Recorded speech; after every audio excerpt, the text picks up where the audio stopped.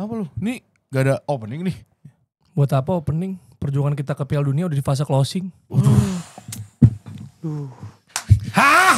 Bener lagi anjing. Iya gak? Iya bener. Gak jadi Udah gak maksudnya perlu. gitu, Ya. kita udah kayak gitu. Gue pikir ya cuma pas hari H Minggu. Ternyata sampai Senin sore nih masih. Ke bawah hawanya ya. Sesuai dengan nama wasitnya. Maning kan. Gagal maning ke Pribenson. Son Tau gak sih? Gensi tau gak lu? Lu tau Dan Bayul. Gak tahu. Itu. Tapi gagal maning gue tahu. Iya itu dia kontroversi Maning. Dan ya kambing hitam Maning yang dicari banyak banget. Kambing hitam maning. Itu Maning wasit kok orang Brebes sih? Wasit Kok Maning, bebas? wasit Maning. Maning Oh, biasanya ngapak. Ya kita akan bahas, kita akan berusaha untuk membahas tentang timnas Indonesia. Dan review pertandingan lawan Irak udah pasti. Terus juga soal evaluasi. Kalau belum ada evaluasi yang kita dengar paling tidak di H+1, 2. Dua. Iya. H plus 1,5 ya. 1,5 hari setelah kejadian. Hitungannya 2. Soalnya di sana kan mainnya Sabtu malam. Oh iya. Tanggal 11. H plus 2 belum ada statement apapun selain statement Pak Marji. Apa dia ngomong apa? Ya harus bertanggung jawab gitu-gitulah. Cuma kan belum ada dampaknya apa. Cuma kita akan ulas di sini. Terus juga soal yang rame Clifford out dan lain-lain. Yeah. Itu kita akan bahas juga di sini. Tapi langsung aja to the point. Apa? 2 pertandingan 2 kekalahan. Lawan tim yang sebenarnya sulit untuk bilang kualitasnya jauh di atas Indonesia. Setuju. Karena kalau kita ngelihat lawan Australia, lawan Jepang, ya udah pas kalah juga paling yang kita keluhkan gol kayak 1 gitu. Biar ada yang dirayain kan pas kita nonton juga ke sono ke Jepang. Ya 0 banget nih. Gitu kan. Tapi kalau apakah kita ada kayak menang lawan Jepang? Kayaknya enggak sih. Kita berani untuk iya enggak sih? Untuk berharap seperti itu. Lawan Australia pun At ada least harapan ya. imbang. Maksudnya imbang karena kita udah pernah dapatkan gitu loh. Betul. Saudi kita juga udah pernah dapatkan menang. Makanya Irak kemudian memang ya, ada susah, ya kan? Tapi setelah lihat permainannya, Bisa. kayaknya Irak sama Saudi nggak jauh kualitasnya Superior sama kita. ya, nggak superior. Gitu. Misalnya dua-duanya punya peluang yang gue bisa bilang 50-50. Kalau gue bilang antara Arab Saudi sama Irak jauh. Serius. Jauh di atas kita. Enggak, maksudnya Irak levelnya sama mereka berdua kalau ngebandingin Irak sama Arab Saudi jauh bagusan Irak karena Oke. buat gue itu yang kekalahan dari Arab Saudi itu ya emang karena kita approach-nya kurang tepat aja. Kalau approach-nya tepat tuh gue rasa itu harusnya bisa menang gitu. Sementara kalau menghadapi Irak gue merasa bahwa ini tim bakal lebih susah gitu. Jadi kalau misalnya kita usaha effort sedikit, mereka pasti bakal nyari cara gitu untuk gimana toppling effort kita. Gitu. Tapi selalu lihat karena gini, sebelum ini mulai, sebelum ronde 4 mulai, oke, kita kayak bisa menang di lawan Saudi, mungkin kita curi poin dari Irak, gitu gak sih? Betul. Gambarannya, atau Iya. kalau hopefully bisa menang gitu. Tapi kita tahu kita pernah dibantai juga di Basra, kita juga kalah di Piala Asia ya kalau gak salah lawan Irak. Jadi ekspektasinya menang lawan Saudi gitu. Tapi apakah ketika kalah dari Irak kita nggak miris juga? Maksudnya kayak kalau lawan Saudi kan, aduh kenapa sih? Ini harusnya kita menang Iya, gitu. iya, itu Lawan kayak Irak gitu, iya, ada iya, rasa iya. gitu nggak? Karena pas gue nonton kita mungkin lagi menang. Iya. Kalau gue pribadi gitu. Kalau buat gue sih yang setelah melihat babak pertama harusnya bisa nih minimal 1-0 lah. Iya. Ya, perlu Ada ini yang momen high ke Raiders itu. ya Eliano itu ya. Itu kan dia Sama Haike Mauro kan? ada Ya, itu juga juga. gitu. Itu kan yang kalau yang Mauro itu kan dia di blok ya. Kalau yang Eliano itu kan miskick ya, agak tendangannya agak lemah gitu kalau gue lihat. Jadi sebenarnya sih setelah kita kalah lawan Arab Saudi itu kan kita ngebahas bahwa Irak ini bakal lebih berat.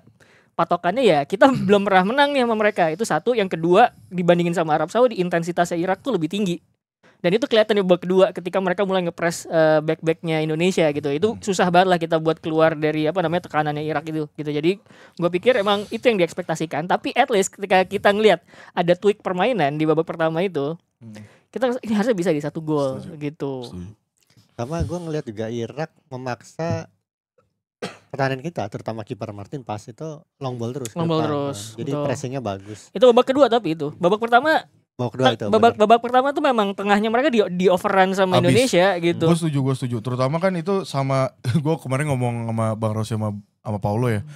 Ini si Soboslainya Irak nih, si Yakob nih. Itu tuh menurut gue dia tuh midfielder satu-satunya Irak yang kreatif. Iya. Tapi benar-benar itu gara-gara performanya Verdong, performanya High juga jadi center attack midfielder free roam. Sama Pelopesi juga jadi gak terlalu banyak job desk karena Verdong mungkin Dia nerima versatile bola, defense iya. midfielder gitu ya. Karena bisa right back, free roam bebas gitu.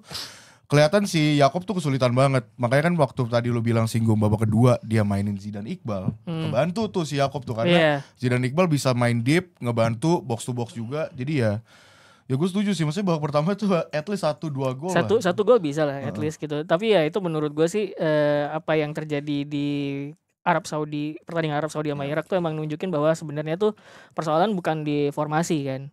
Karena kan kita sama-sama pakai formasi 4 back, tapi kok cara mainnya bisa beda antara Arab Saudi sama Irak gitu. Ya yang membedakan menurut gue approach ke permainannya gitu. Pertama pemilihan starting 11, pemilihan role pemain gitu. Yang di pertandingan melawan Irak jadi lebih baik kan karena Tom Haye jadi starter.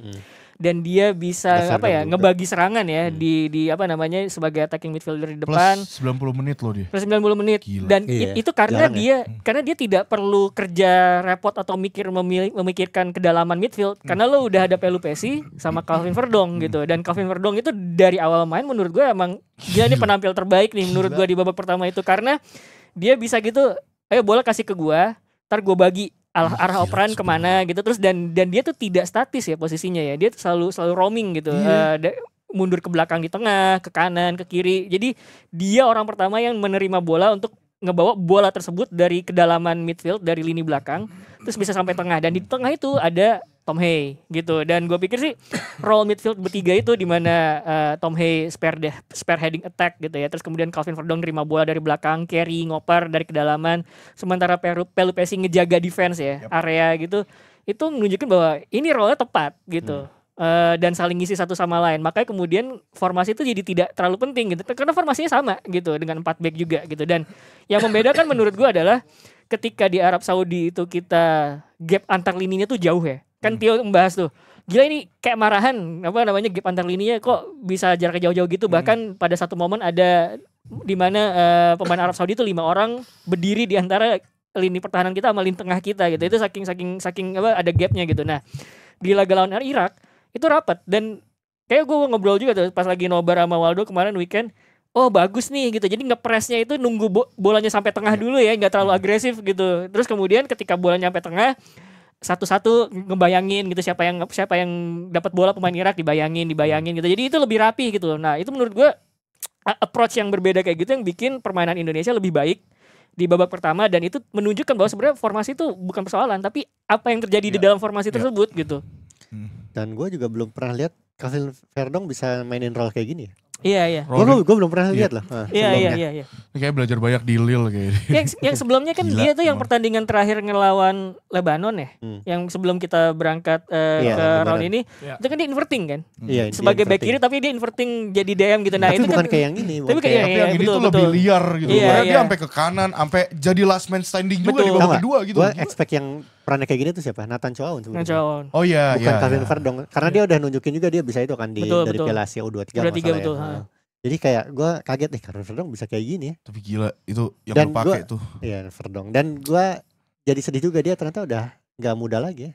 Berapa sih umur ini? 27 ya? 27. Pokoknya ntar di 2030 udah 32 aja umurnya. Ya itu kan ngejaga ini aja. Sebenarnya kan kita tuh selalu menganggap bahwa pemain di atas 30 jadi jelek kan kita kebanyakan main FM kan. Wah nih perannya 27 sampai 32 gitu. Padahal ya ada aja pemain yang masih bisa ngejaga form di 30-an gitu ya. Tinggal gimana pemainnya aja sebenarnya. Tinggal gimana pemainnya, cara tipe permainan gimana gitu. Ya kayak Luka Modric. Ya itu.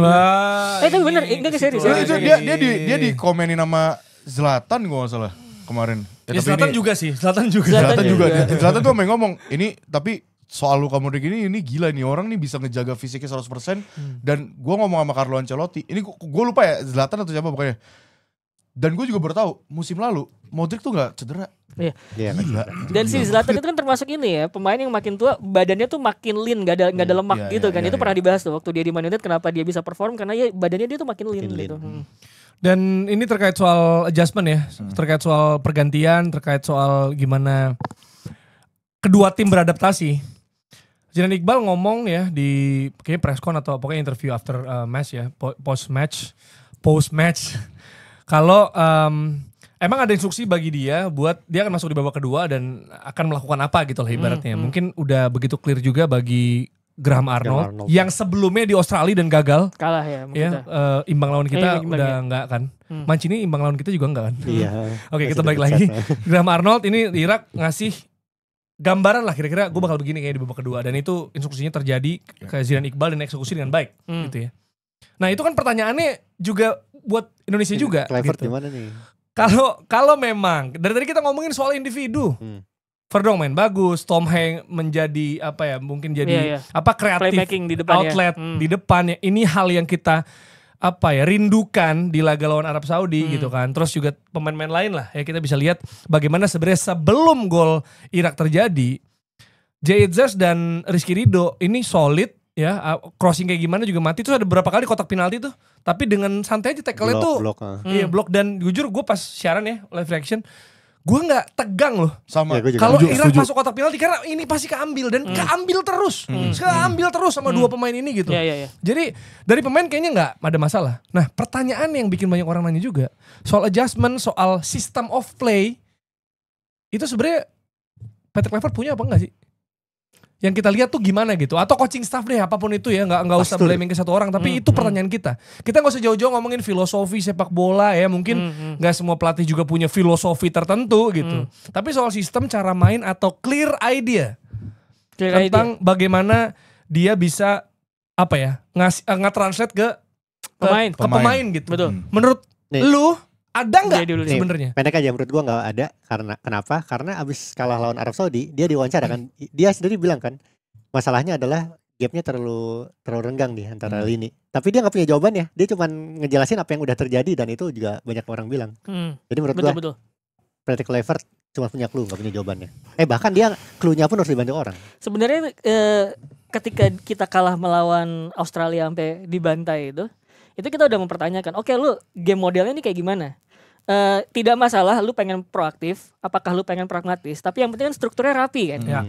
Tapi kalau misalkan lu proaktif, agresif nge-pressing, tapi ketika pressing lu berhasil di bypass sama lawan, terus kemudian ada banyak ruang kosong, berarti kan itu kemudian ini ya, rest defense lo gak terlalu bagus, struktur lo gak terlalu bagus. Itu yang mesti diperbaikin. Jadi ada flow gitu loh di game model lo itu. Jadi gue pikir sih sebenarnya dia punya ide, tapi untuk mentranslasi idenya tersebut menjadi sesuatu yang sesuatu yang ajak gitu ya, yang nyata gitu, agak kedodoran gitu. Jadi dia punya bayangan gitu. Cuman untuk menerjemahkan itu jadi sesuatu yang nyata tuh agak kerepotan gitu. Makanya kelihatan di game lawan Australia itu dia pengen agresif. Lah ini kok tapi tengahnya jadi bolong, belakangnya jadi bolong gitu. Jadi agresivitas itu tidak di backup dengan balance yang bagus gitu. Nah, kemudian yang kedua yang menurut gue yang perlu dikritik ya perkara approach ke pertandingan gitu. Kita tidak, kemarin kan di episode terakhir kita tidak menemukan rasional. Kenapa starting 11-nya seperti itu gitu. Buktinya starting 11 yang kemarin lawan Irak bisa kok main lebih baik gitu. Dan mereka tersedia di bench ketika gitu. Lawan Saudi gitu. Jadi bukan cedera, bukan akumulasi. Mereka ada, cuma tidak dipilih. Nah, gitu. Makanya Justin Hopner sampai ngepost di sosmed minta maaf dan gue nggak membenarkan itu. Maksudnya tetap aja ini lu buka dapur dan lu maksudnya publik bisa goreng itulah. Betul. Sangat tidak bijaksana begitu. Jadi kalau memang ternyata dia nggak dimainkan di laga lawan Irak karena alasan itu, gue sih memaklumi ya.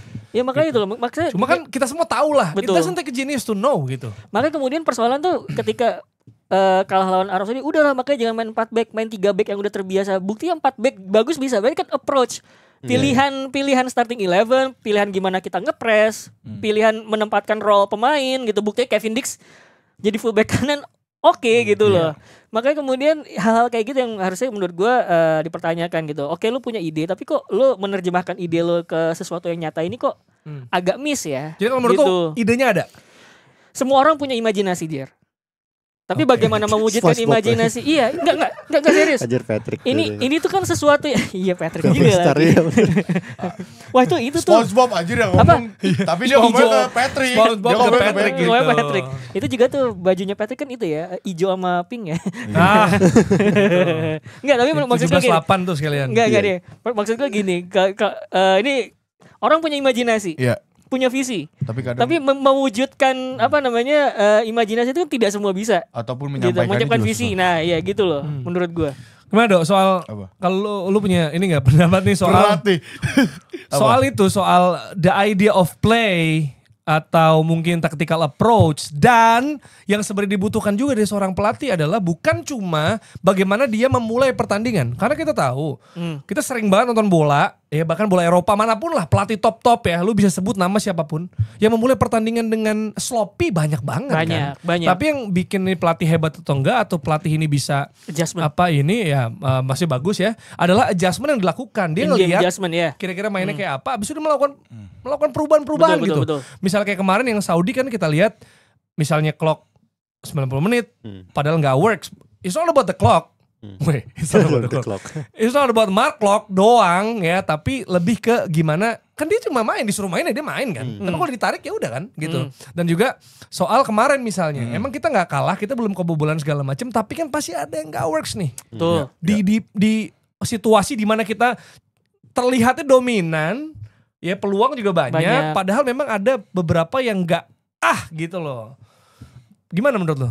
Berat ya, ini cukup berat jujur. tapi kalau menurut gua ini, kalau permasalahan soal, berarti kan ini ngomongin soal ID ya, pelatih kan, tentang taktikal pelatih. Ya gak sih? Iya. Gue tuh ngerasa dari cara dia waktu lawan Australia, terus habis itu lawan Arab Saudi, kenapa kok bisa ngelakuin hal eksperimen di tengah jalan gitu. Yang dimana harusnya lu udah tahu yang works tuh seperti ini, tapi ngapain ini tuh agak penting gitu kan. Ini tapi cuman asumsi gue pribadi. Oke. Sepertinya emang bukan idenya not on his mind gitu. Mungkin dari staff kepelatihannya menurut gue. Tapi kan tetap balik lagi, sorry itu notifikasi GTA online, sorry balik lagi. Balik lagi soal keputusan itu semuanya final decision di Kluivert gitu. Jadi menurut gue mungkin gue nggak bilang soal komunikasi ya, karena kan kemarin katanya ada rumor apa sih? Sebelum laga lawan Arab Saudi ya? Arab Saudi atau lawan Irak ya? Irak. Katanya ada permasalahan antara Kluivert sama staf kepelatihannya kan. Tapi itu kan rumor di ini ya, rumor di media sosial. Gue nggak tahu. Rumor di media sosial. Gue nggak tahu ya. Tapi kalau dari asumsi gue pribadi, mungkin itu juga salah satu hal penyebabnya juga. Mungkin berarti ada permasalahan antara komunikasi ataupun dari sistem, mungkin I don't know, mungkin si Alex Pastur maunya seperti ini permainannya. Tapi si Kluivert ngerasa enggak, kayaknya gue coba tweak dikit deh gitu. Dan itu mungkin terjadi juga waktu lawan Australia, makanya lawan Arab Saudi kenapa dia bisa naruh clock di situ dan akhirnya nggak works gitu. Padahal kalau misalnya lu bisa menaruh pemposisian pemain dan ngasih role yang tepat ke pemain-pemain yang lu punya, it works gitu. Iya. Dan permasalahannya menurut gua kalau kemarin sih satu sisi eksekusi sih. Iya, menurut gue ini juga. Jadi sebenarnya perkara role pemain gitu ya. Graham Arnold ngelihat bahwa sebenarnya nih kita rapi mainnya. Cuman coba gua press deh. Press agresif gitu ya, man to man.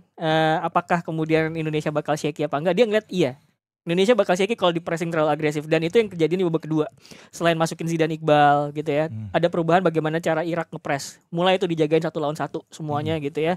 Dan itu yang kejadian menurut gua sama gol pertama. Banyak orang nyalahin Rizky Ridho. Kenapa lo nggak buang bola ke belakang aja? Gitu. Mungkin ada risiko dia ngeliat juga bahwa ini bakal takut disamber gitu. Dan dia posisinya juga lagi di press gitu. Itu yang menurut gue selain ya adalah faktor Rizky Ridho juga, tapi ada faktor bahwa Irak agresif gitu, ngepressing, dan itu bikin forcing pemain lawan tuh ada kemungkinan bikin kesalahan gitu. Jadi menurut gue adjustment taktik di babak kedua itu emang Graham Arnold unggul gitu, dan termasuk masukin Zidane Iqbal itu. Dan gue lihat kan tadi kan kayak Waldo udah bilang cuman si Yakob babak pertama yang jadi kreatif outlet. Dia harus kemana-mana tuh, di depan iya, nerima bola ke belakang iya gitu. Nah ketika ada Zidane Iqbal yang nerima bola ke belakangnya, sini kasih ke gua aja. Dan ketika Zidane Iqbal di press, dia bisa nge-shield bola, ngelindungin bola. Dan itu yang bikin dia juga gampang ngelewatin pemain Indonesia, karena dia press resistant juga, ngalirin ke depan, terus kemudian gerak gitu. Dan itu yang menurut gua jadi berubah semuanya, termasuk di proses gol itu ada kombinasi apik antara Zidane Iqbal sama satu pemain yang screen ya. Yang nge-screen si Rizky Ridho. Jadi Rizky Ridho itu udah tahu Zidane Iqbal itu bakal lari diagonal, nanti bakal gue tutup. Tapi kalau lo lihat ya, itu Rizky Ridho ditutup juga sama satu pemain Irak gitu. Dan dia nge-screen gitu. Dan itu yang bikin Zidane Iqbal lari diagonal itu kayak nggak kejaga, terus kemudian di shoot gitu. Jadi hal-hal kayak gitu yang menurut gue nggak ada di Indonesia. Dan menurut gue sorry ya, di kanan itu agak lama mengganti Eliano Reinders sama Emiliano Jonathans, yang menurut gue kan dia lebih bagus one on one-nya ya. 1v1-nya itu siapa namanya, Emiliano Jonathans. Eliano Reinders agak kurang bekerja menurut gue, termasuk juga pemilihan dia syuting babak pertama ada yang gagal itu bagus banget, ada peluangnya gitu. Jadi di momen itu mereka enggak nih Elliot kayaknya diganti deh gitu. Even babak kedua harusnya udah langsung diganti gitu. Iya. Ini juga ya respon Iya, taktik Graham Arnold tuh luar biasa, cuman pas gua ngelihat iya. Standar sebenarnya tapi dia tahu. Iya, standar. Soalnya pas gua ngelihat dia komunikasi, itu dia pakai translator, maksudnya bukan harusnya ada masalah komunikasi tapi nggak terjadi gitu. Makanya gue kayak aneh aja, Indonesia kan nggak punya masalah itu. Iya, dan kalau tadi ya gue nambahin soal Rizky Ridho, ini jadinya mix up ya sama label yang dimiliki. Jadi Rizky Ridho pemain Persija, Etam, Mark Klok pemain Persib gitu. Jadi ini gue bukannya kayak gue bilang gimana sih orang Indonesia kayak gini, itu terjadi di mana-mana. Itu terjadi di mana-mana, kita tahu. Misalnya di Inggris juga gitu. Di Inggris gitu, di Spanyol gitu. Misalnya nih pemain Barcelona nih gara-garanya pemain Madrid nih. Ketika Inggris gagal di Euro yang disikat kan pemain MU, Sancho, Rashford, pemain Arsenal, Saka, itu labelnya tuh. Maksudnya itu jadi digabung tuh ya antara emang lo masalah personal, maksudnya personal rivalitas klub di Eropa akhirnya dibawa ke situ. Ini nggak jelas nih para pemain Persib, misalnya gitu. Nih pemain Persija kayak gitu loh. Misalnya Rizky Ridho terus misalnya Jordi Amat main juga. Jadinya kayak gitu. Karena kita juga nggak bisa menutup mata. Selain itu yang momen itu kan dia juga berusaha untuk tampil solid juga, commenting di belakang gitu loh. Bukan berarti meniadakan atau menegasikan kalau dia salah di situ, itu betul salah di situ. Tapi proses terjadinya gol pun itu adalah hal yang kolektif kan sebenarnya. Jadi kita nggak fokus ke ini salah Ridho, karena itu yang terjadi tuh. Orang tuh carinya kambing hitam, pokoknya gue harus cari kambing hitam. Pokoknya gue harus ada yang bisa disalahin nih karena gue kesel banget gitu kan. Kluivert, Erick Thohir, Rizky Ridho, Mark Klok, Etam gitu jadinya. Jadi maksudnya tanggung jawab kolektif. Apa? Maksud lo jadi ini tanggung jawab kolektif? Maksudnya? Kegagalan ini. Gua tahu nih statement siapa. Gue ngomong proses terjadinya gol. Ya. Nah kalau soal tanggung jawab beda lagi. Kalau soal tanggung jawab, ya memang bukan cuma 1-2 orang doang gitu ya di situasi ini sekarang. Tapi kan lu berani eksperimen, lu juga berani tanggung jawab. Lu ambil keputusan beresiko yang terlihat seperti pertaruhan kayak gini. Siapapun yang gue ngomong, entah Erick Thohir, entah Patrick Kluivert, atau siapapun yang membuat situasi kayak gini, maksudnya yang membawa kita ke situasi kayak gini, itu kan apa ya, berbanding lurus dengan apa yang bisa didapat kalau ini berhasil. Kalau ini berhasil, akan ada puja-puji, akan ada patung kali. Karena ngelolosin Indonesia ke Piala Dunia, entah siapapun ya, gue ngomong yang berperan besar lah kita katakan. Tapi ketika gagal, itu adalah buah dari kegagalannya dong. Harus ada tanggung jawab. Iya, seperti apa tanggung jawabnya kayak gitu-gitu kan. Itu yang berhak ditagih juga dong namanya. Lu berjudi, bertaruh, lu punya resiko dan konsekuensi yang sama besar berhasil dan gagal, bro. Betul, makanya menurut gue kemarin gue nge-tweet Menpora harusnya memanggil ketum PSSI. Bener tuh, tapi Menpora bisa tegas gak sama ketum PSSI? Nah, itu dia. Waduh, gimana ya? Sama bayangan di kaca. Coba kalian komen di bawah ya guys. Komen di bawah, kira-kira Menpora bisa tegas gak sama ketum PSSI? Oke, tapi dari lapangan dulu deh, dari pertandingan ada yang bisa kita bahas lagi gak nih? Terkait soal, karena memang sebenarnya kan kita suka ngomong, kalau misalnya pertandingan itu kita case by case ya. Bahkan dari sequence of the game ya kan, bahkan dari pertandingan karena ada 2 pertandingan. Sebenarnya gak bisa kita mix up Arab Saudi dan Irak karena memang yang kita lihat di laga lawan Irak itu bisa dibilang rada berbeda lah. Ya, kita main lebih bagus. Ya, maksudnya jalan lah ya segala macam dibanding lawan Saudi gitu. Walaupun kita unggul duluan bahkan di Saudi, tapi nggak jelas, nggak ada clear plan yang jelas gitu ya. Ini beda. Tapi sulit sekali untuk bisa memisah ini karena ini cuma berjalan dalam tempo kurang dari 4 hari, sekitar 3 hari. Jadi memang mau nggak mau kita akan melihat ini sebagai sebuah paket gitu loh. Yang dinilai evaluasinya 2 game, nggak bisa satu-satu kalau udah kayak gini. Apalagi terkait hasil, men. Betul. Ini perjuangan kita dari lawan Brunei loh. Paling kalau dari ronde 1 loh. Kalau gue gimana, kalau soal kalian soal kinerja wasit kemarin gimana? Nah, kenapa jadi wasit? Jangan wasit dulu. Soalnya masih di lapangan kan? Masih dalam konteks lapangan. Kalau dari tim sendiri dulu, sebenarnya dari 2022 sampai sekarang tuh masalahnya masih sama menurut gue. Yang nggak terselesaikan adalah finishing. Astagfirullahaladzim, masih ya. Masih sama. Gue nggak tahu nih masalahnya apa nih. Masalahnya kalau di pertandingan internasional itu yang mana latihannya sedikit, finishing itu tanggung jawabnya berarti ke klub berarti gitu ya, bukan ke pelatih di timnas kan itu kan. Tapi berarti pemain kita nggak jago finishing nih. Bahkan yang di naturalisasi juga nggak jago. Gua nggak ngerti kenapa itu. Pertama, yang kedua itu tadi wasit sih. Kalau dari pertandingan. Kalau menurut gue sebenarnya sebelum bicara finishing adalah bagaimana kita Peluangnya udah banyak. Peluangnya banyak. Bolanya nyampe atau enggak? Iya, kualitas peluangnya menurut gue. Karena kualitas peluang itu juga harus diukur dari seberapa sering kita sustain serangan gitu loh. Menurut gue peluang-peluang kita yang hadir itu kadang-kadang terciptanya tuh bukan karena combination of play yang diulang-ulang terus, tapi karena kayak pemain tuh punya moment of magicnya gitu loh. Bisa gerak ke sini nih gitu. Ayo ke sini gitu. Jadi beneran ada kayak individual brilliance pemain di dalam proses terciptanya peluang tersebut gitu. Kalau gua ngelihatnya ya. Kenapa gue bilang kayak gitu? Karena beneran tidak ada sebuah pakem yang berulang gitu. Gimana buka ruang, gimana bola nyampe ke dalam kotak penalti atau ke dalam half space gitu. Itu tidak ada. Dan ketika kita bingung biasanya kita kirim bola direct langsung atau crossing, transisi gitu loh. Jadi menurut gue persoalannya juga bagaimana kita ngelatih combination of play di sepertiga akhir lapangan itu. Itu gitu. benar sih. Maksudnya kalau kayaknya kita jarang banget cetak gol kalau misalnya kita lagi lagi megang bola. Selalu gitu. Always transisi. Waktu lawan Arab Saudi transisi ataupun ada momen blunder atau gimana. Iya, dan kalaupun bagus tuh menurut gue ada ya moment of magicnya pemain aja gitu kayak wah tiba-tiba kepikiran gue buat gerak sini atau gini. Jadi bukan sebuah principle of play ya. Prinsip permainan kan kadang-kadang kalau misalkan lu ngeliatin tim-tim modern di Eropa itu ada principle of play ya. Prinsip permainan di mana kalau misalkan ada 2 pemain harus ada 1 third man running gitu. Okay. Nah, hal-hal kayak gitu tuh belum ngeliat gue berulang gitu. Bahkan dari zaman Sintayong sebenarnya gitu. Iya, jadi ini maksudnya it's not only about like Sintayong or Patrick Kluivert. Tapi kan juga mesti disesuaikan dengan ketika para pemain lu, ya talent pool yang lu punya itu familiar atau terbiasa dengan main kayak gimana. Dan itu sudah ada hasilnya yang clear bahwa tadi Waldo bilang kayak ini cara main kayak gini kita transisi, kita counter itu efektif. Bahkan sejak kick off ya, biasanya kan berapa peluang emas di awal-awal tuh selalu kayak gitu. Nah, ketika ini sudah ada ya bisa gimana ya? Gini. Gua mau bilang bisa diteruskan, sebenarnya pasti ada. Gue gak tahu ego dari orang ya, biasanya kalau menggantikan sesuatu dimanapun ya, di pekerjaan dimana menggantikan sesuatu, ini sekarang cara main gue kayak gini.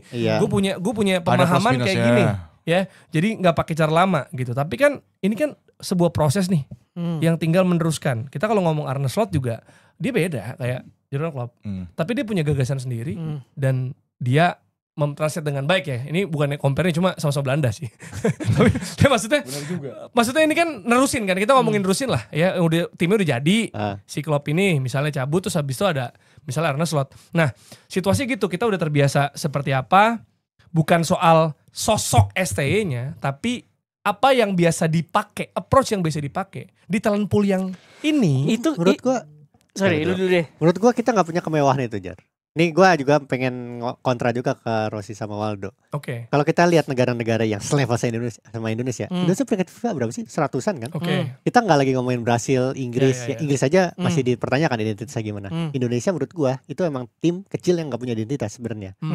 Dan identitas itu nggak bisa dibangun di timnas. Makanya klub sukses itu kayak Spanyol ya ada penggerak ya kan dari Barcelona, Real Madrid. Nah di Indonesia nggak punya.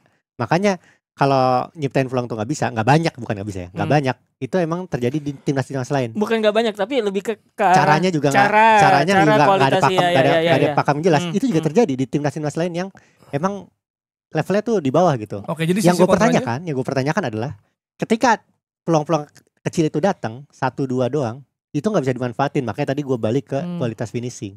Emang peluang kita nggak akan banyak dan kita nggak punya pakemnya. Tapi ketika itu datang 1-2 kali, bisalah jadi gol gitu. Gak dimaksimalin dengan baik. Maksudnya kayak contoh Irak kemarin itu peluang kecil tapi bisa dimaksimalin. Kalau ngomongin ideal, gue sih pengen banget kita punya pakem permainan. Cuman ya gue bilang kita nggak bisa punya pakem permainan. Tapi menurut gue itu bukan pakem permainan, Dex, tapi lebih ke arah ngasih pemahaman gitu loh.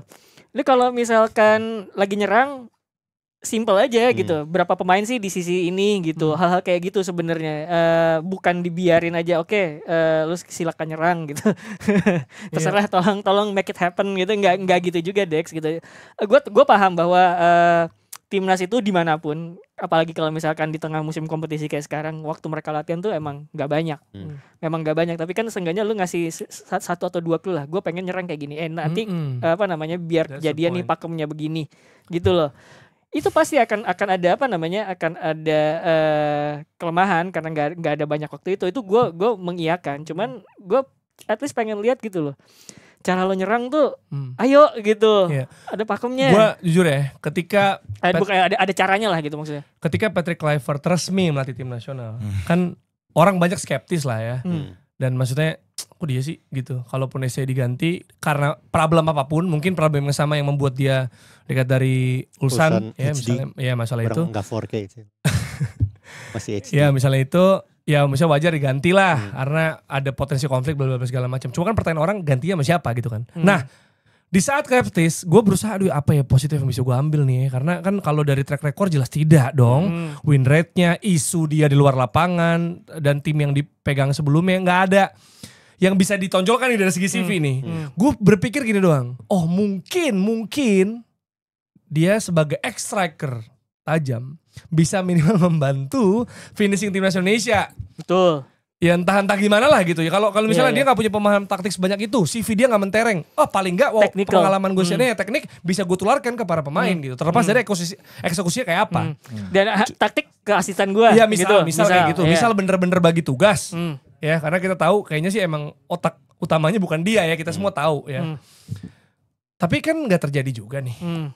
Jadi apa alasannya gitu? Apa yang bisa membuat dia layak gitu loh maksud gue. Itu makanya menurut gue kenapa kemudian Pak Menpora harus mempertanyakan Pak Ketum PSSI gitu.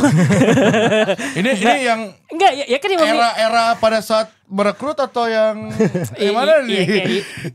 Ya sama lah gitu sama ya. Enggak tapi gini maksud gue gini. Jadi oke lah kita mengganti Sinteyong karena kan Sinteyong tidak sempurna juga kan, dia punya kelemahannya juga.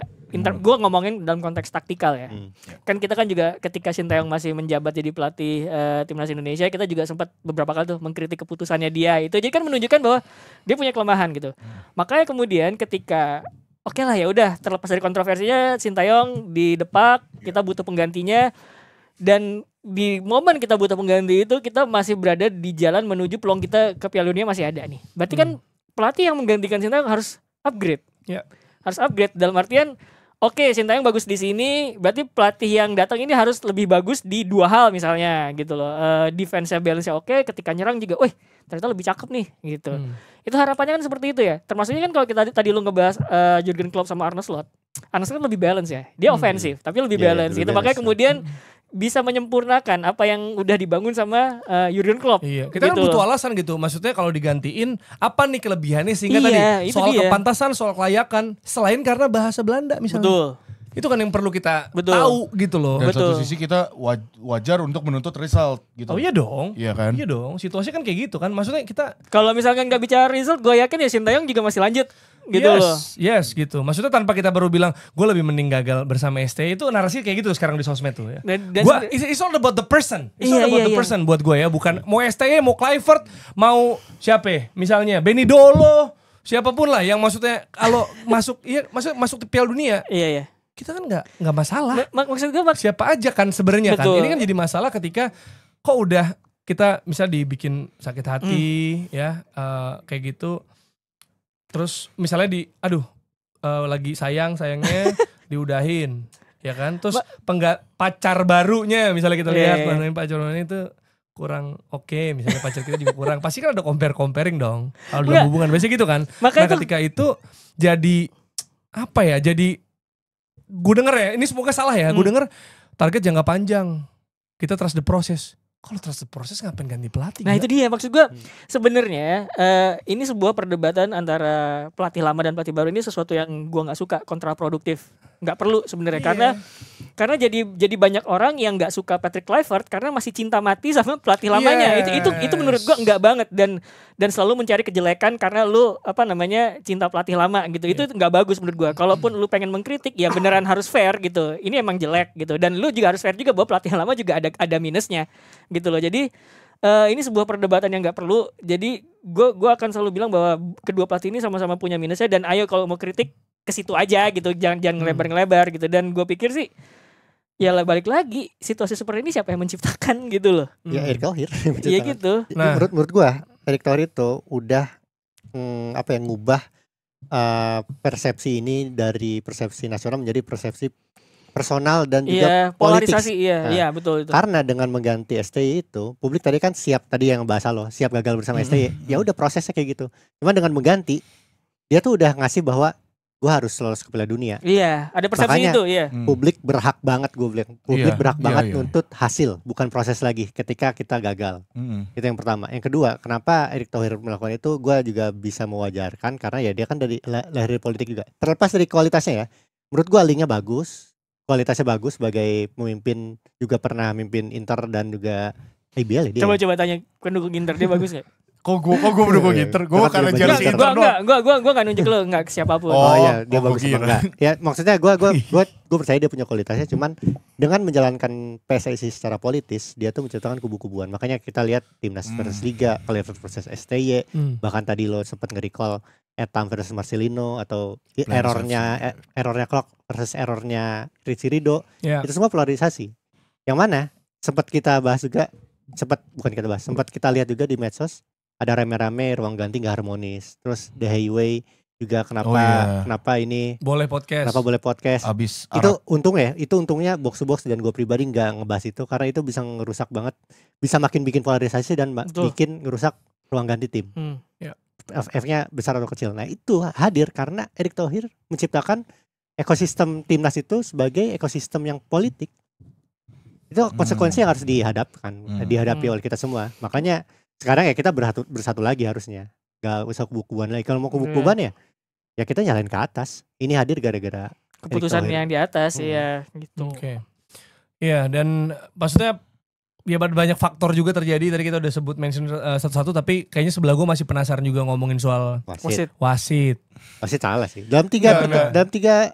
aspek menurut gue wasit salah tuh. Apa enggak lu apa salah? Yang Dokso itu harusnya merah. Oke, itu menurut lu harusnya merah. Harusnya merah itu. Kalau Itu yang bukan Kevin dua Dix, pemain deh. Bukan Ada dua pemain dekat pas yang gitu Dokso. ya? Enggak, itu mah kalau lolos Kan pemain bisa terakhir, terakhir. iya dia kan beralasan bahwa jaraknya masih jauh. Dia bilang gitu, jaraknya masih jauh. Terus kemudian ya karena dia punya berhak untuk interpretasi pribadi kan sebenarnya. Cuman orang bilang itu udah pemain terakhir Pemain gitu. terakhir. Kalaupun jaraknya masih jauh dan ada kemungkinan tidak gol, tetap aja itu pemain terakhir gitu. Atau lu cek VAR minimal. Itu dia enggak ada sama Nah, sekali. itu masalah setiap keputusan itu gak ada cek VAR loh sama sekali. Yang Kevin Dix menurut Yang kalau gue kedua, pribadi itu emang ya Kevin Dix ngelakuin bola ke Nah itu kaki. ditanya nama Jerry di Twitter. Yang mana nih? Nah, yang Kevin Dix yang yang penalti. disikut tapi kan sebelumnya kan Oh, dia iya. Oh, itu yang terakhir tuh berarti. itu kan menurut lu Nah, gimana? itu sebenarnya kejadian yang ngebikin dia recall adalah kejadian yang ini kan, Ngikut ya. ikut. Tapi sebenarnya pelanggaran itu, nyempritnya itu pas Kevin Dix dianggap kakinya tinggi. Iya. Jadi kalau dari sequence ya sebenarnya wasitnya sebenarnya nggak salah-salah amat. Oke. Tapi jadi salah kenapa? Karena Dia dia ngasih kenapa kartu merah. ngasih kartu merah, kartu kuning, Karena yang kuning kedua, sih. iya. ke si Kedua gitu. pemain Ira. Dengan dia ngasih kartu kuning berarti dia nge-review Iya. ini kan. Kalau dia nge-review ini, dia bakal nge-review ini juga harusnya. Yang mana ini sebenarnya kakinya nggak tinggi. Nggak tinggi dong kakinya dong. Iya, iya. Kalau kakinya nggak tinggi berarti yang ini nggak pelanggaran, yang ini yang pelanggaran, makanya kartu kuning. Iya. Harusnya penalti. Harusnya penalti. Agak kompleks di Gitu. situ ya. Terus yang tadi lu bilang ada 3 lagi mana? Satu lagi yang di tengah pertandingan yang sempat nendang itu. Oh iya. Siapa Si sih? Gua lupa. Ole bukan Ole yang Ole. mau nendang bola tapi bolanya malah ini. Enggak, tapi itu Itu ada kan keinjak si Ole. ada kejadian di mana Calvin Verdong ya atau yang terlambat Oh, gua lupa gitu, siapa ya. terlambat nendang nekel bola kena pemain. Iya. Itu kartu si Ole. kuning. Itu si Ole. Itu kartu kuning. Tapi giliran Irak yang kayak gitu kejadiannya sama Ya. kayak diprotes kan. Kok dia enggak kartu sih gitu. Itu ada juga. Tapi yang menarik tuh yang itu Yang yang terakhir. ditanya nama Jerry itu.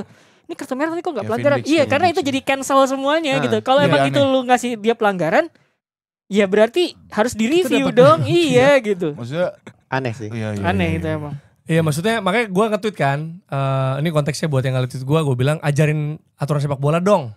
Karena jujur gue, gitu sempet kayak gitu, sempet walaupun di reply-nya orang pada ngasih tahu ini karena ini dan ini juga ada pelanggaran dari Kevin Dix segala macam.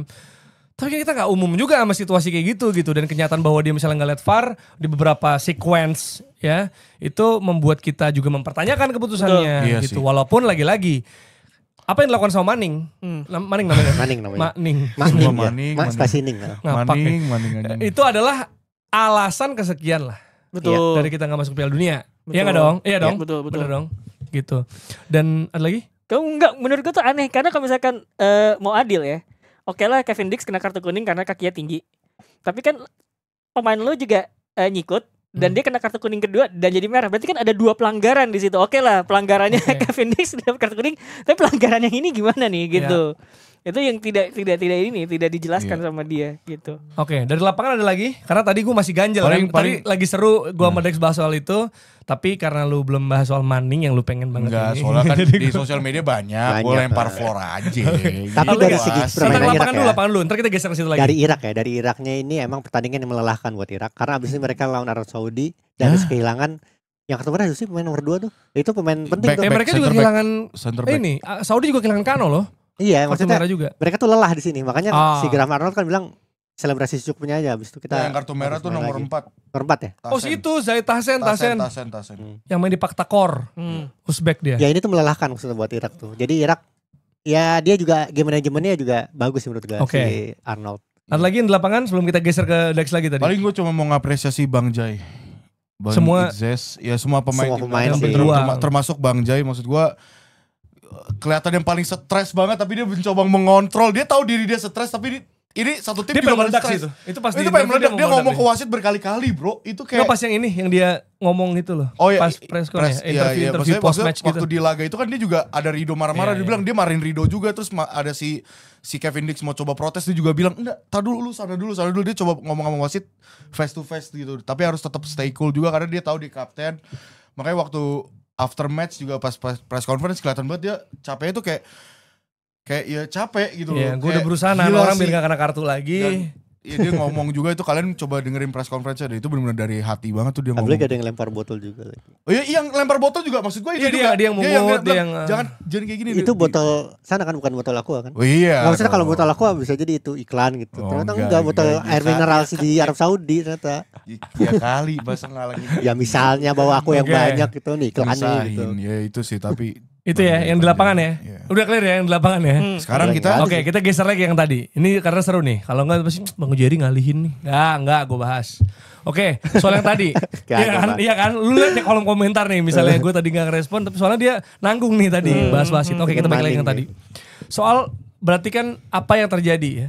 Soal perekrutan pelatih, soal penggantian pelatih dan juga kepelatihannya. Ketika masuk ya semua banyak orang gue nggak bisa bilang semua karena kalau gue bilang semua saya enggak kok bang. Oke, banyak orang. Iya siapa tahu ya.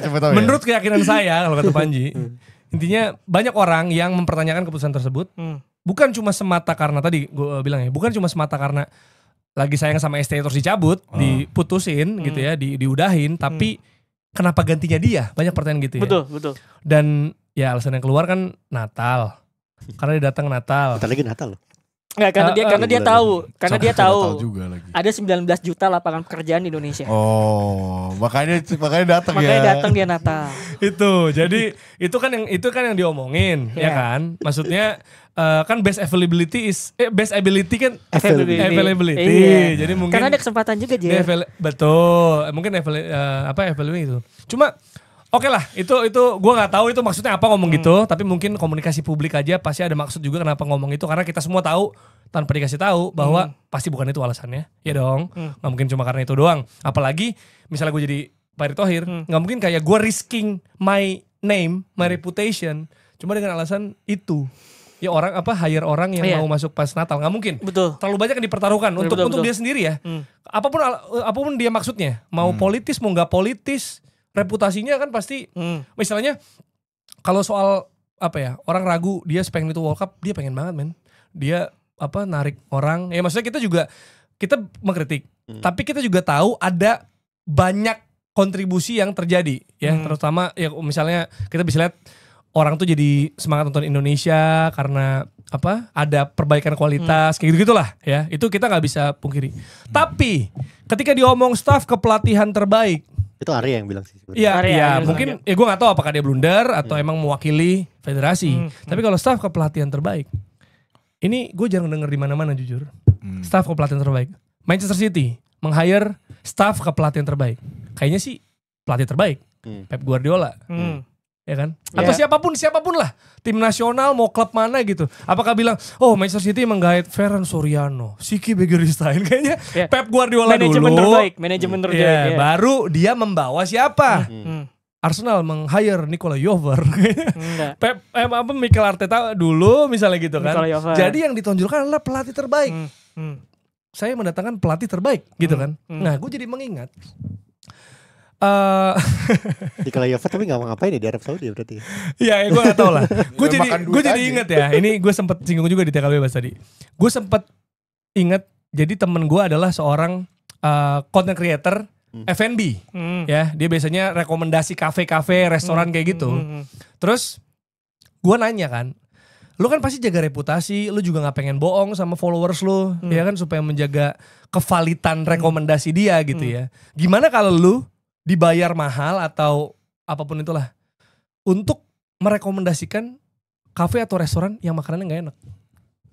Kan nggak mungkin di point out dong, nggak mungkin di point out rasanya. Dia bilang, kalau misalnya makanannya nggak enak, yang gue tonjolkan adalah vibes-nya, lokasinya, atau mungkin Ambience. apa ya, variasi menu kali atau apa, tapi bukan rasa.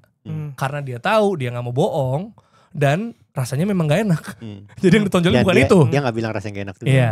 Dan yang gue ngomong bukan tentang restoran. Yang kita omongin bukan restoran guys. Yang kita ngomongin bukan tentang restoran kan.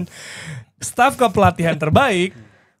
Tapi mungkin karena gak bisa bilang pelatih terbaik. Yang Iya juga sih. jadi gini, yang gua baca dan yang gua dengar, terus kemudian statement-statement yang beredar dari federasi dan sekitarnya, itu kan sebenarnya mereka nggak nge-hire 1 orang, nge-hire 3 orang. Harapannya adalah Kluivert yang tadi kayak lo bilang melatih lini depan Indonesia karena dia pernah menjadi pelatih striker.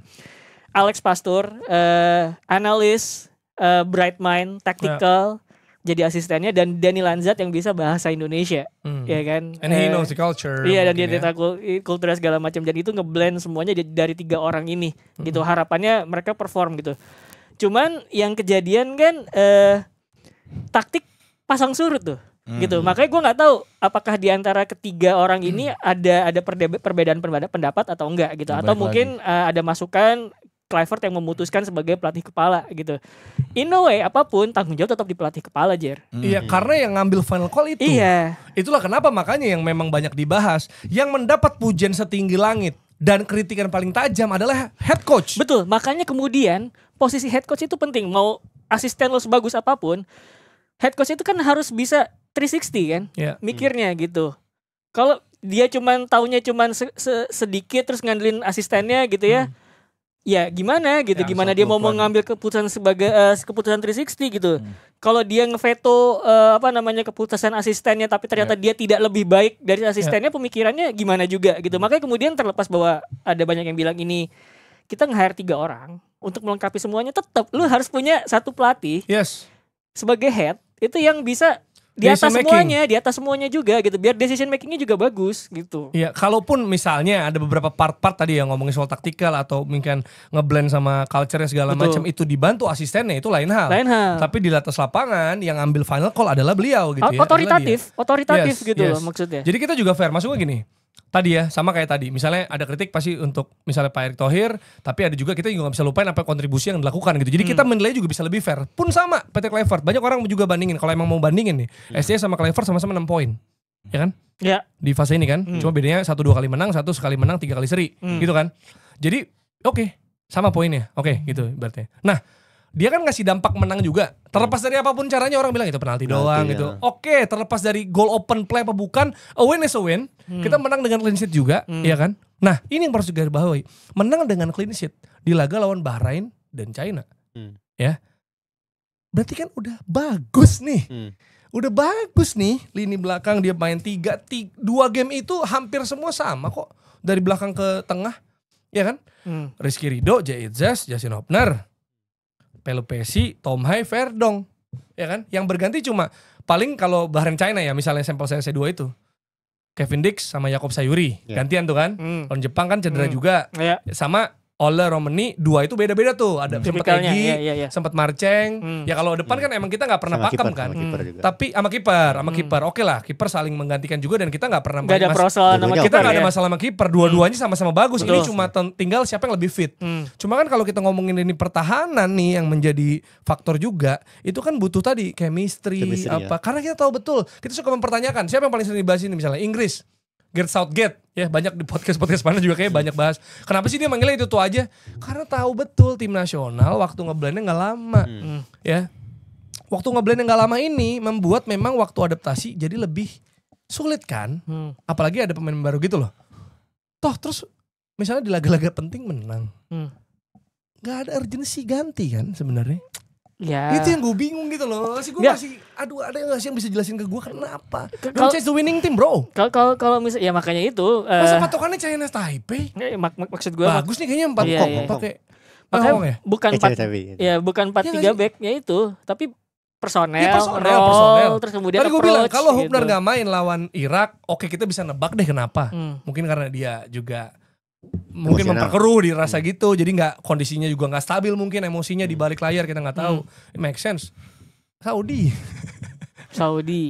Emang itu. Lagi-lagi kita nggak bisa ini, tapi bagus kalau Irak. Iya, tapi ini satu kesatuan harus cuma beda 3 hari. Iya memang. Dua-duanya penting kok, dua-duanya sama besar bobotnya gitu loh. Itu gue nggak tahu. Makanya kemudian itu menurut gue kritik tetap diarahkan kepada head coach, walaupun tadi kita bahas kita nge-hire 3 orang gitu loh. Tapi head coach tuh ya kepala semua orang yang mengambil decision making, makanya dia harus otoritatif gitu. Jadi gue pikir gue juga sama sih, tidak menemukan rasional kenapa harus di laga lawan Arab Saudi itu pemilihannya seperti itu.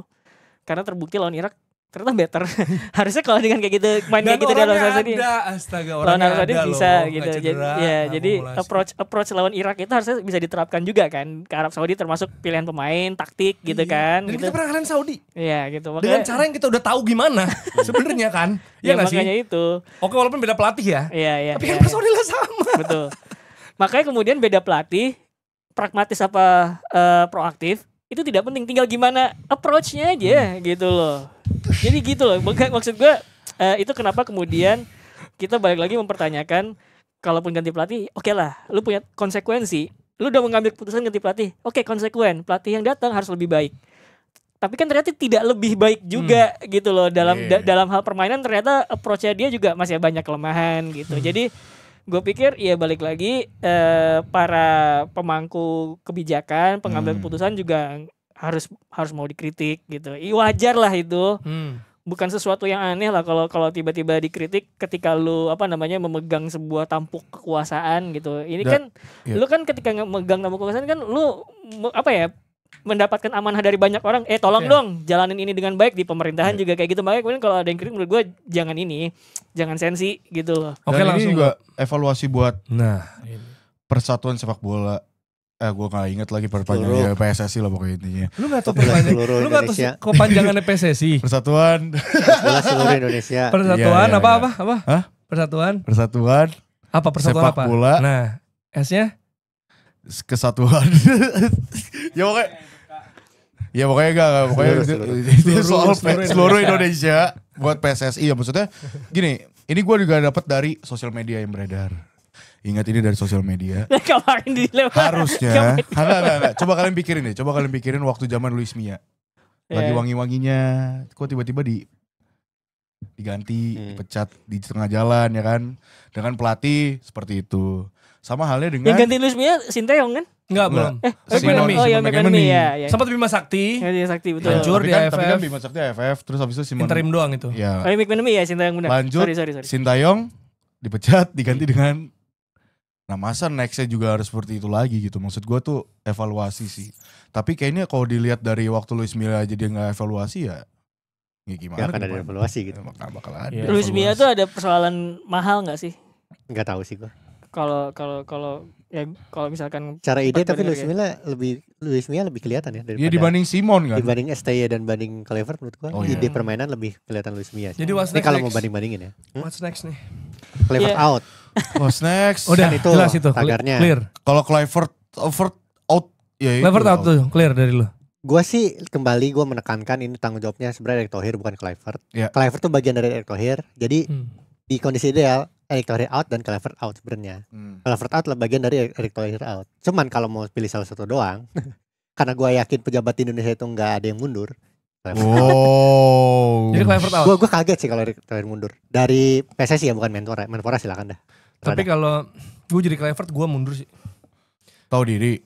Maksudnya, ya kan? Kayak ya udah ngapain lagi, udah jaga aja reputasi dan nama baik Anda sebagai striker Eropa. Yang bikin malu tuh kalau Surasyaw sama Surinam lolos sama-sama jajahan. Masih bisa. Mainnya besok pagi. What's next? Tetap sih di dalam setiap perdebatan pelatih out itu pertanyaannya selalu siapa yang mau gantiin? Iya. Kalau sama aja bohong. Cari yang ini Ros, yang apa tanggal lahirnya sama, tahunnya juga. Ruton Nistelrooy. Juli dia. Mirip. Juli 1 Juli. Sama siapa? Sama Kluivert. Iya 1 Juli tanggal kan. dan tahunnya. 1 Juli 76. Lu tau gak narasi sosmed yang baru gue baca juga? Apa? Ketidaklolosan Indonesia ke Piala Dunia itu di hari ulang tahun Sintayong. Iya, di hari ulang tahun Sintayong.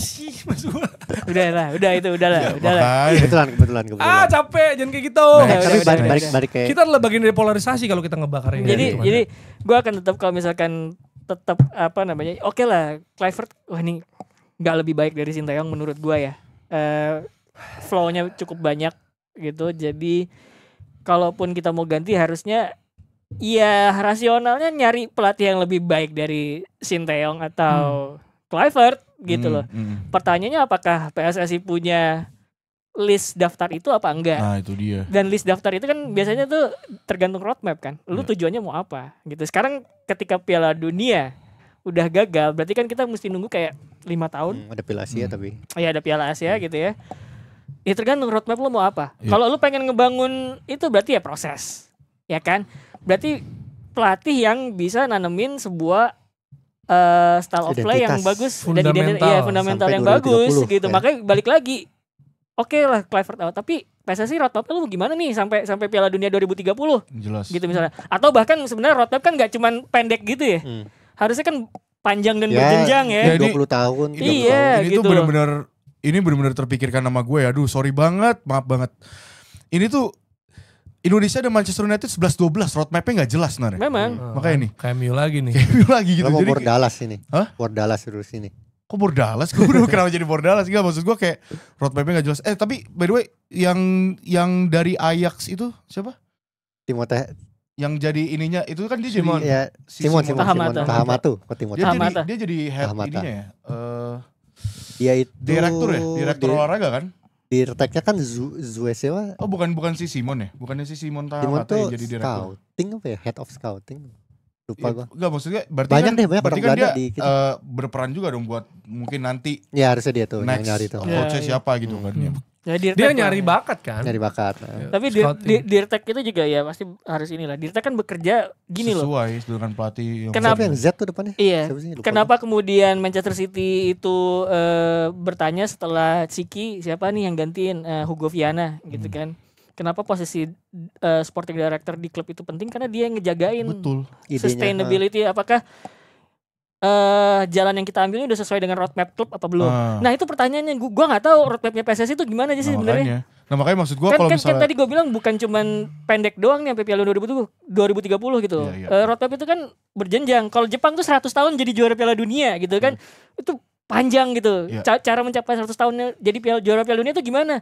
Kompetisinya gue benerin dulu gitu loh. Tapi gue tuh gara-gara makin lama makin sering baca politik terus juga udah ngerti gimana cara mainnya. Gue ngerasa sebenarnya kalau cuma lolos Piala Dunia bisa aja Ros pakai cara kayak gini sekarang gitu. Gak perlu ngomongin roadmap, misalnya ngomongin liga perbaiki, sebenarnya bisa aja. Apalagi ini pun sebenarnya bisa. Yang sekarang pun sebenarnya bisa hampir bisa kan. Jadi kalau Erick Thohir masih menjabat sebenarnya 2030 gue yakin banget bisa. Apalagi FIFA juga kan 48 tim juga kan. Makin banyak kayak sekarang juga Benin, terus juga Cape Verde. Banyak lah tim-tim yang bisa debut. Uzbekistan, tapi yang benernya ya. Dan kalau ngelihat nih, ada yang salah Uzbek. Enggak, Uzbek justru bener. Uzbek tuh yang bener. Apa emang? Yang salah. Uzbek tapi yang benernya ya katanya. Iya Uzbek bener. Uzbek yang salah apaan? Adalah pokoknya. Gue juga makin yakin kalau Erick Thohir tuh sebenarnya agak gampang juga karena setelah gue cek janji dia waktu jadi ketua umum PSSI yang mana waktu itu belum ada Kluivert dan lain-lain. Sebutkan. Itu sepak bola Indonesia yang bersih dan berprestasi. Jelas enggak belum. Perbaiki kepemimpinan wasit dan memerhatikan kesejahteraan wasit itu juga belum. Perbaiki hubungan antar supporter, jelas enggak karena supporter away-nya enggak boleh. Perbaiki Liga 1, Liga 2 dan Liga 3 belum juga menurut gua. Tapi on the way lah gara-gara PT Super Liga. Iya, Super League kan pakai orang Jepang itu kan yang menurut gua ini on the way. Kelima, pembinaan yang berenjang. Ya, mungkin on the way tapi belum sepenuhnya. Perbaikan sepak bola Indonesia dari bawah ke atas belum. Fasilitas latihan untuk timnas Indonesia udah ada tuh. Fasilitas latihan ya, termasuk IKN. Ya, ini oke lah. Yang kedelapan terakhir, membuat program sepak bola Indonesia yang jelas. Ini juga belum. Gak ada lolos Piala Dunia. Sementara dari sejak dia jadi ketum sampai sekarang ada 30 pemain naturalisasi baru.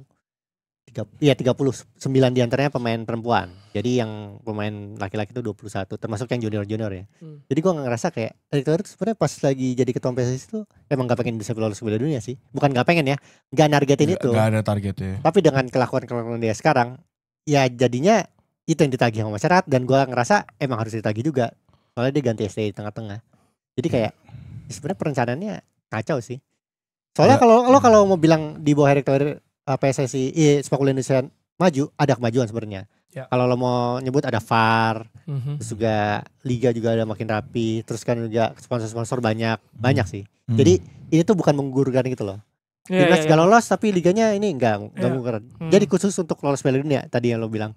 Idealnya sih emang roadmap gitu-gitu ideal. Cuman gua ngerasa sebenarnya pakai cara gini pun sebenarnya bisa. Cuman gak sustainable. Karena mungkin roadmap itu untuk memperbaiki sepak bola Jepang secara holistik, bukan cuma buat lolos Piala Dunia. General gitu kan. Iya. Kalau misalnya tadi Dex bilang kalau tujuannya cuma masuk World Cup, ya nggak perlu benerin itu. Yeah. Gue yakin 2030 bisa Indonesia dengan tim kayak gini ya. Kalau timnya kayak gini, yakin masih bisa. Apalagi ada wacana juga nih FIFA berasa itu gak sih 64 tim. 64 tim makin gampang lolos. Kunci. Kedengeran. Kuncian itu maksudnya tuh kuncian tuh.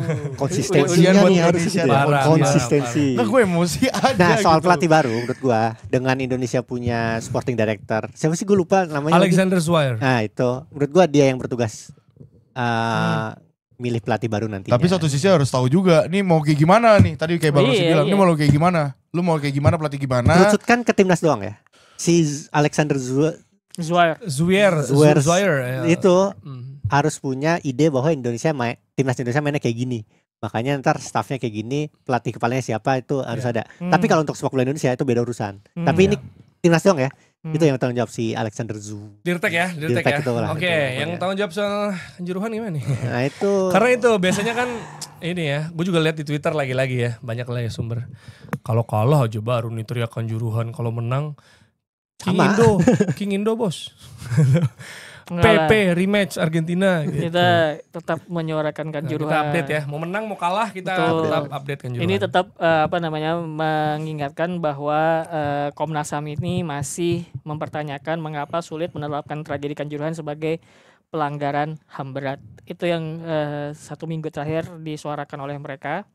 Dan ini Koordinator Lembaga Bantuan Hukum LBH Pos Malang Daniel Siagian menilai tragedi yang merenggut 135 nyawa itu sudah masuk kategori pelanggaran HAM berat. Cuman kayaknya udah pernah dijelasin Dex ya. Tapi ada hal belum. Ya, overall belum bisa gitu. Makanya kemudian Komnas HAM masih mempertanyakan. Bukan Komnas HAM pertanyaan. Kita mempertanyakan Komnas HAM. Kok belum sih? Kok nggak bisa sih? Tapi ternyata ya ada beberapa poin ya yang kemarin dikasih tahu Dex juga gitu. Salah satu impunitas tadi. Ya, itulah ya kira-kira kita mengeluarkan unek-unek kita yang tertahan selama 2 hari. Ya kalau emang punya unek-uneknya ditahan dari 2 hari, bukannya dari iya titik ininya. Cuma kulminasi ya. Jadi kalau misal lu punya juga unek-unek pengen panjang ini langsung di kolom komentar aja ya. Kita tutup itu akun-akun judul, komen-komennya ya. Jadi kalau ngomongin soal WhatsApp atau apapun yang kita bahas di sini bisa kita ngobrol di kolom komentar. Itu ya, nggak perlu ada jasa skip ya pingnya Waldo karena kita nggak ada hari ini. Iya. Jasa skip. Oke, kita nanti lanjut lagi ya ke preview Liga Eropa yang akan mulai hadir lagi nanti di hari Kamis karena kita akan kembali mencintai tim-tim Eropa kita. Termasuk nanti Piala Dunia karena lagi-lagi kita akan kembali menjadi penonton.